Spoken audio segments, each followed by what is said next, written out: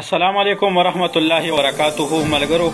کتونکو مینوالو د ټولو نه اول پکې چې د یوتھیان را منشن کوي هغه یوتھیان چې د پی ټی آی جنوني ورکورو د جمائمہ خپل مور تسلیم کړي و نن د یوتھیانو هغه مور چې کومه ده جمائمہ هغه چې د په ټویټ باندې تایید کړي دی او د ویلي دي چې اسرائیل سره زمونږه تاریخي او خاندانی تعلق دی او زه چې د اسرائیل خلاف هیڅ قسم ته بد نه ویل شم او نه به چې د نه تسلیمول شم او هغه مکمل د اسرائیل په حمایت کې د فلسطین مخالف ته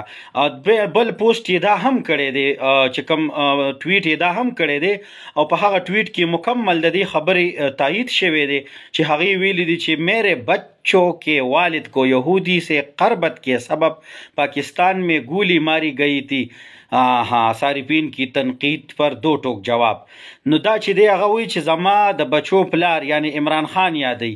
هغه باندې چې دی د یهودیانو د تعلق په وجه باندې وایي په هغه باندې چې دی نو پاکستان کې هغه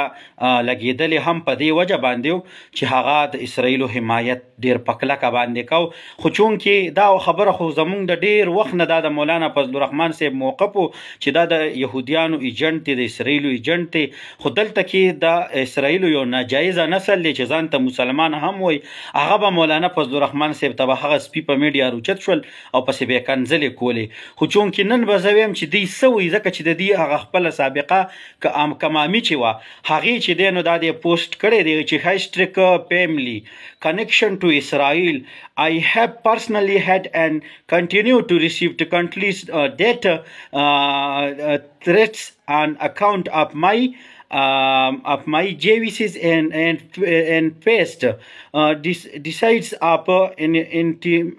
intestic abuse. The father of my children was shot. The father of my children was shot.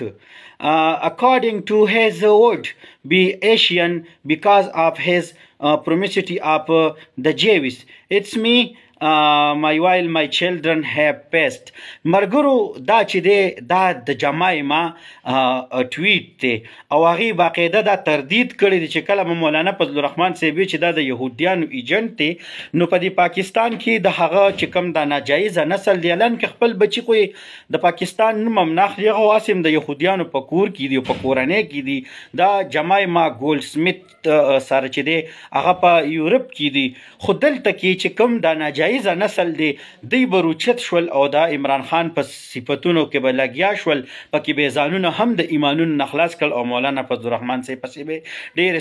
سپکې کنځلې کولې نن زه هغه یوت یا وایرس ته وایم چې اوس خو ستاسو سابقه امي دا دی خپله تردید وکړو چې یاره عمران خان هم په دا وجه باندې لګېدلی و او اوس چې په د دروغ هغه ډزې هم دروغ وي خو هغې دا وویل چې دا په دې وجه لګېدلو چې دا د اسرائیلو او د یهودیانو حمایت نو دغه حمایت سبب دا جوړ شو چې عمران خان ولګېده نو دا